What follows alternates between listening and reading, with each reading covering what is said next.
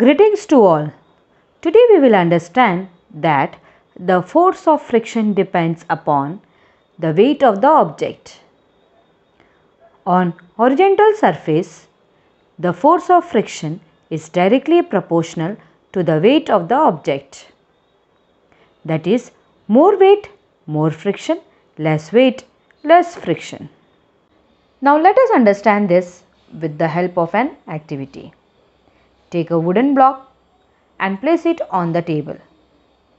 Pull the block with the help of a spring balance. Note down the reading on the spring balance. When the block just starts sliding, it gives the magnitude of the force of friction applied on the block. Now put another block on the top of the existing one. It should be of the same size and mass. Pull it and see the reading in the spring balance.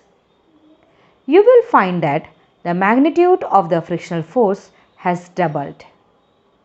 This shows that as the weight of the object increases, the frictional force also increases.